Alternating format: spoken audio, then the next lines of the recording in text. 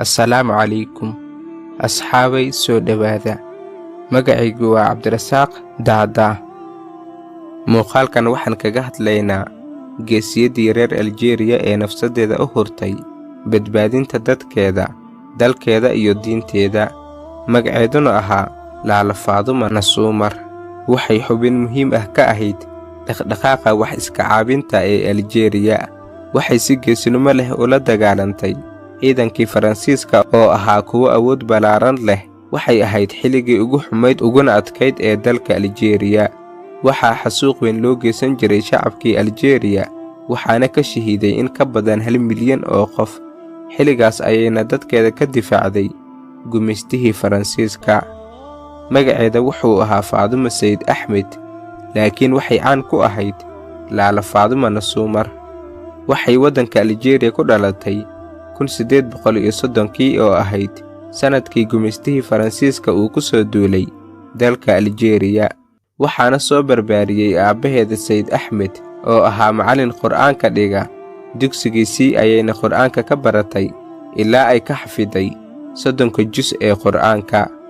Laala Faadumo markay 16 sano jir ahayd ayaa guur loo diyaariyey, laakiin waa ay diiday waxayna ka doorbiday inay sii wadato waxbarashadeeda diineed si ay u noqoto qof aqoon-yahanad ah oo bulshadeeda anfacdo.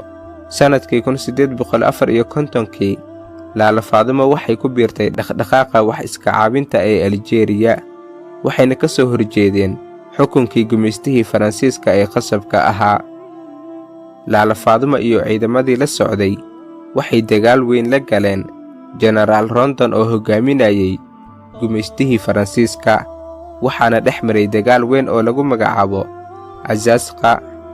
Dagaalkii Cazazqa waxaa guuldarooyin iyo jab weyn ka soo gaaray ciidankii Faransiiska.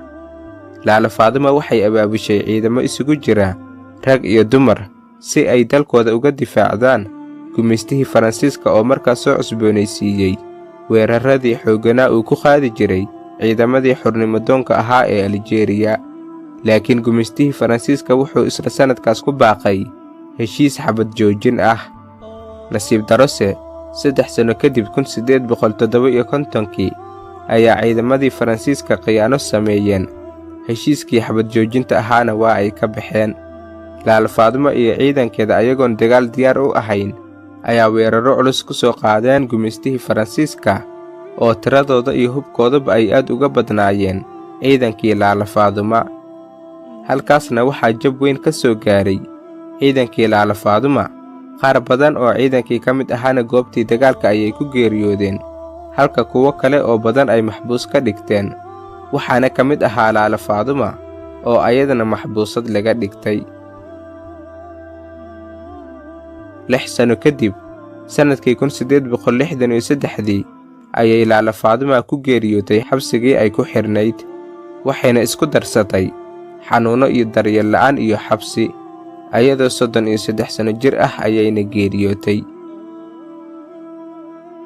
Allah u naxariistay Laala Faadumo waxay ka mid tahay halyeeyadii naftooda u huray difaacidda diintooda, dadkooda iyo dalkooda. Waxaana lagu aasay qabuuraha Sidi Cabdallah ee waddanka Morocco. Sanadkii 1904 ayaa qabriga laga soo saaray, waxaana lagu aasay qabuuraha Al-Caaliya ee waddanka Aljeeriya. Laala Faadumo nolosheedii waxaa laga sameeyey filim lagu magacaabo Faadumo Nasuumar oo la daawaday 2014. Sidoo kale waxaa waddanka Aljeeriya loogu sameeyey dhowr taalo, waxaana loogu magacdaray qaar ka mid ah iskuulada iyo weliba laamiyada ku yaala waddanka Aljeeriya.